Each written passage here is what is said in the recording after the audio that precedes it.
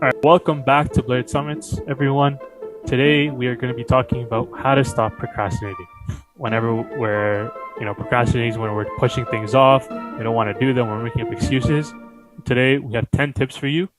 Abdul's going to run us through them about how to stop ourselves from procrastinating. So Abdul, what you got for us? Okay, so tip number 1 is complete your least liked task first. So this is an idea that's put forth by a couple of different books on like willpower and procrastination. And what the literature shows is that willpower is a finite resource. So as our day goes along, we run out of willpower, right? This is why people are most likely to stick to their diets during breakfast and break their diets in dinner, right? Or break their diets later in the day. It's because all your motivation, all your willpower, all your mental strength is in the start of the day, and it gets used up as it goes along. So if you don't like doing something, do it right at the start of the day, right? Right when you have the most willpower. If you do it and you eliminate it at the start of the day, then later on in the day, you don't have to worry about it. If you leave it till the end of the day is going to roll around. You don't have enough willpower to do something that you hate. You're just going to say, well, you know what? I'll just push it to tomorrow. And that's exactly how procrastination happens. Yeah, if only diets could be done at the start of the day. Yeah. Yeah, no, but I remember, I really like weightlifting, but I hate doing cardio. All right, so it's better for me to do the cardio before working out than, because I know, because I have something to look forward to at the end, right? And it might be better for me, and it might be worse for me, but at least it's better than not doing the cardio at all, right? Yeah. Or like doing ab workouts, right? Every time I put the ab workouts at the end, right, I never end up doing them. Right? Yeah. So it's up to you. Whatever, if there's something that you don't like to do, like Abdul said, try to do that thing first so that you have something to look forward to at the end of your day. And the thing with working out as well, it's like there is the scientific perfect, right? The scientific perfect is, leave those core exercises till the end because they're considered supplementary and they're not compound movements. But if you're not going to do them at all, right? Do them at the start. Who cares about the perfect pattern and the perfect process if it's going to make it something that you hate to do? So just making it easier for yourself in your own mind. Tip number 2 is make both positive and negative consequences immediately. So positive consequences are give yourself immediate rewards and attach positive rewards to your work. So a good example is you're only allowed to watch a particular TV show, maybe your favorite TV show, if you do an hour of work in a particular subject. Other than that, you are not allowed to watch that TV show. So it creates a positive attachment in your mind. The opposite can also be true. Make a negative attachment in your mind. A good example of this is flicking a rubber band. Some people, they made like a entire device for it where it shocks you every time you do a bad habit.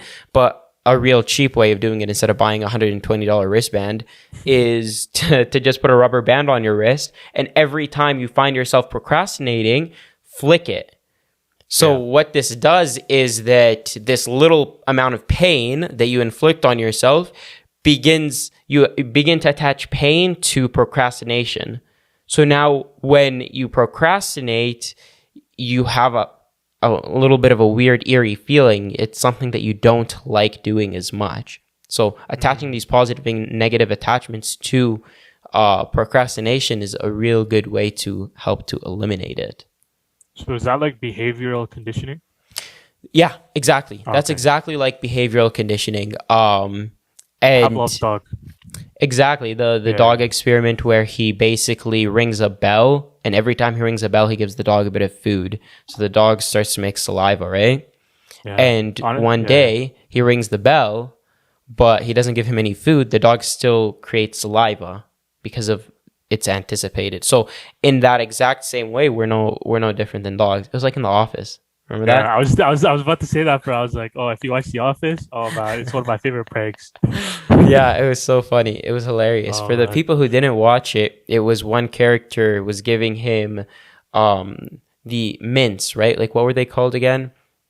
They're basically breath mints. Yeah, yeah, I think Um so. and every time he would his phone would ring. What was the prank again? He gave him the breath mints every time something happened. Yeah, I think it was phone ringing.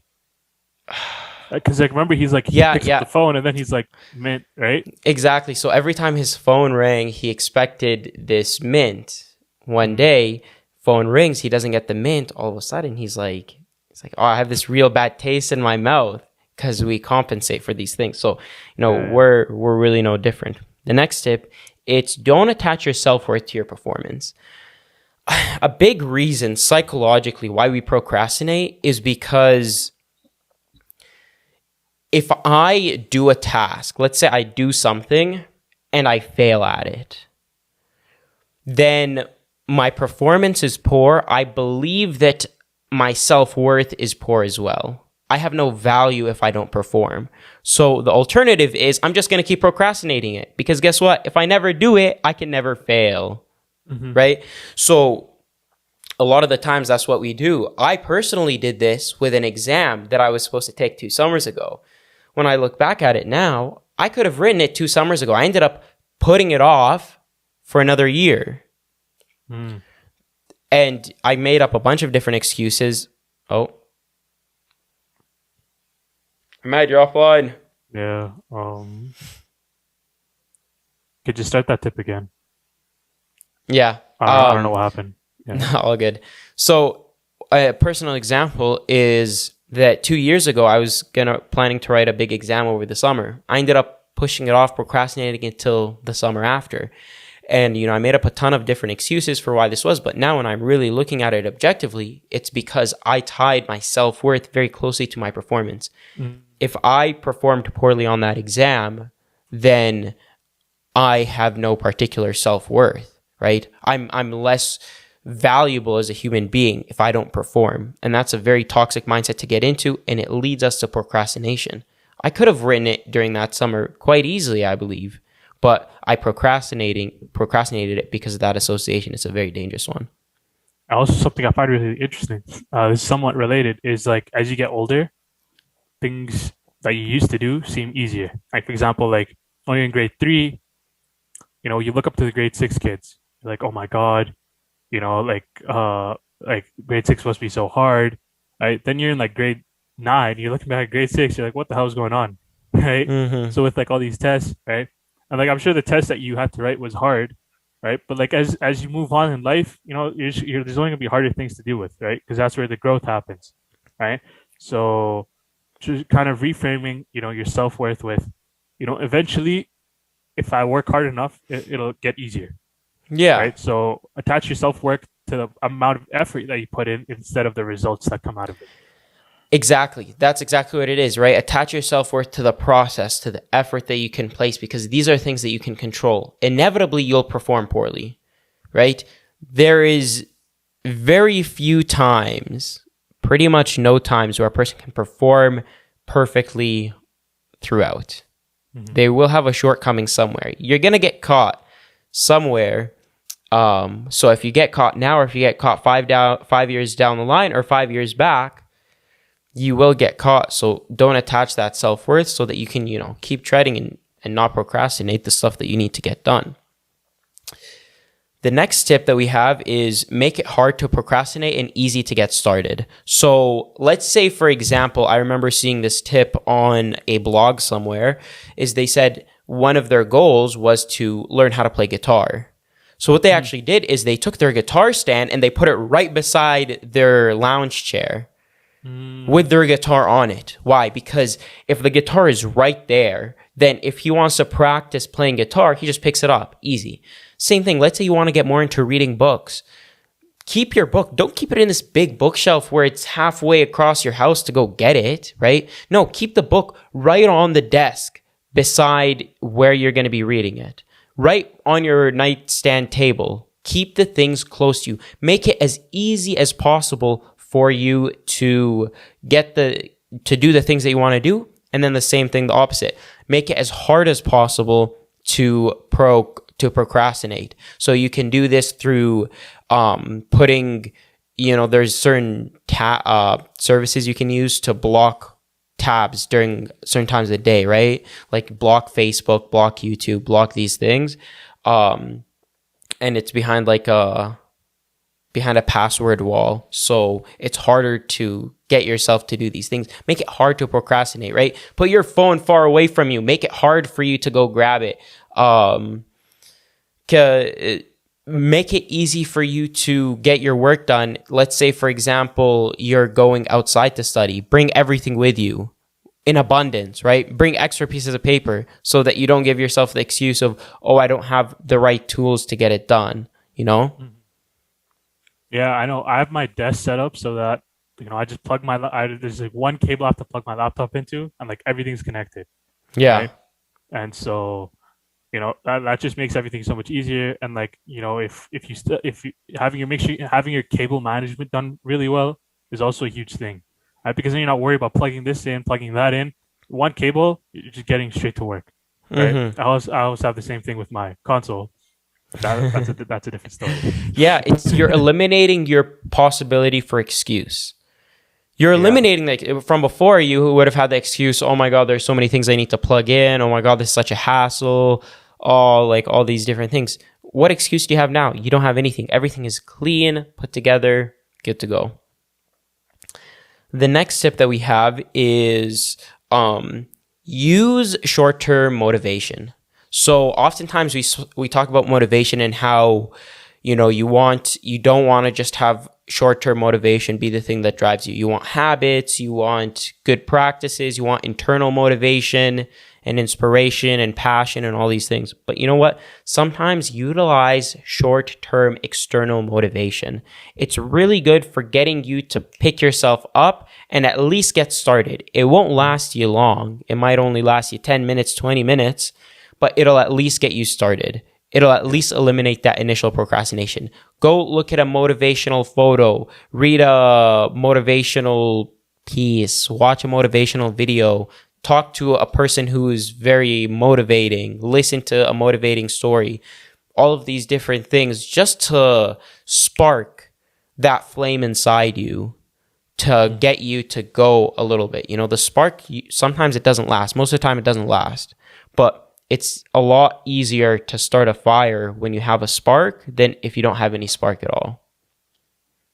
Yeah, and like there's all those videos on YouTube that you can watch. There's different things that work for different people, right? But find what works for you. Yeah, Find like Hudson was saying, he has that one song. What was it? Milky Chance? Milky Chance. It was something like that. It was so funny. And that's the song that gets him in his zone, right? Right. Like for some people, it's music. Right. And so, find what works for you. Exactly. The next tip that we have is to write gibberish if you have to. This tip was specifically relating to people who have writing assignments, right? Or papers that they need to do, or research articles that they need to research. Oftentimes, why people get writer's block, why it's hard to start that final paper or that long assignment is because we want the first thing that we write to be perfect. It needs to be the thing that I'm going to be submitting. And that's not necessarily true. It doesn't have to be true. A lot of writers, well-respected writers, they say, just start writing. You can worry about the spelling and the grammar and even the idea. You could have a crap idea at first, but at least get words down. The number of words down and the time of pen to paper or fingers to keyboard, that's the important thing. It doesn't matter about the quality. Right now, we're just talking about quantity, because if you want to eliminate procrastination, you need to get over that initial hurdle. You can worry about the quality later. It's important, but it's not the time to focus on it now. Okay. Yeah. The next tip that we have is build in buffer periods. So it's very important if you want to stop procrastinating to not give yourself a schedule that doesn't allow for different things to happen. If something takes you 30 minutes to do, give yourself 40 minutes to do it, because something might come up. There might be something that you need to adjust, stuff like that.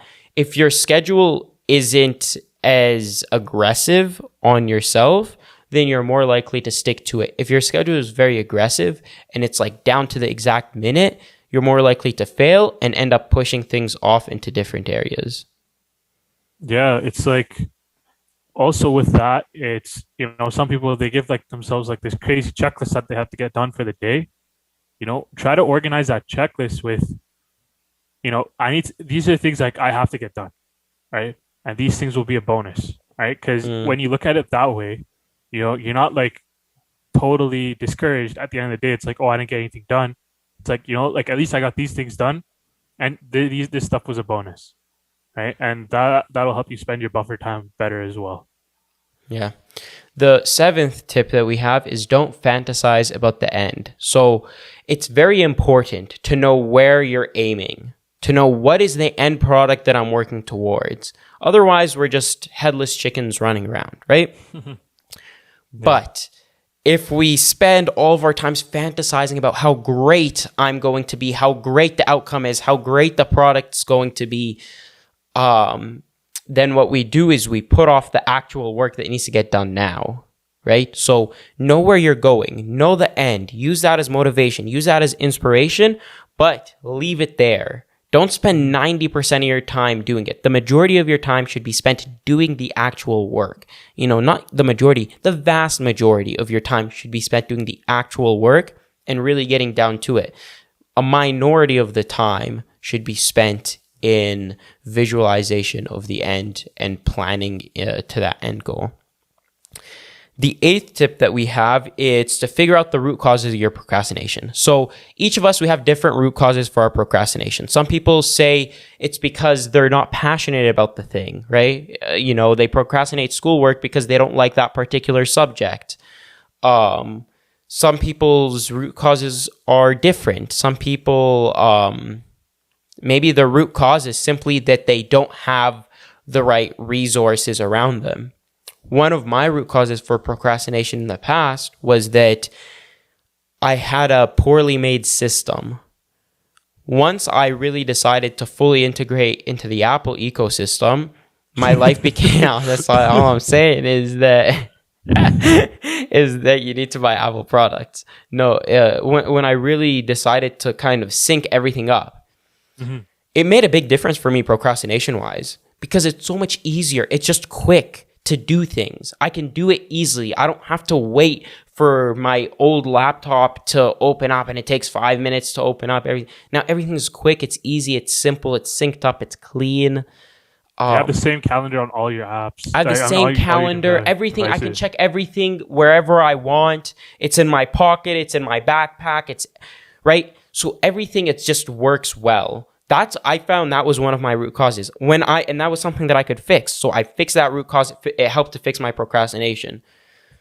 So figure out what's the root cause of your procrastination and see, can I fix them? If you can't fix them, let's say you're a student, you don't like a class, you have to take that class, it's a mandatory class. Then find other ways in which you can reward yourself for completing that class so that you can at least, it's not going to be the most enjoyable thing in the world, but at least it will be manageable, right? So what if like I'm at a job I don't like? So exactly, like if you're at a job you don't like, then find possible ways to exit that job. But if you can't exit that job, then find external hobbies, external ways that you can, I don't know, maybe you like to do different things or express yourself in different ways. Figure out outlets that you can utilize to allow you to get that positive element in your life and do it. It really sucks. And you also have to kind of ask yourself, if it's my job that I hate, that's why I'm procrastinating, very well could be a good reason.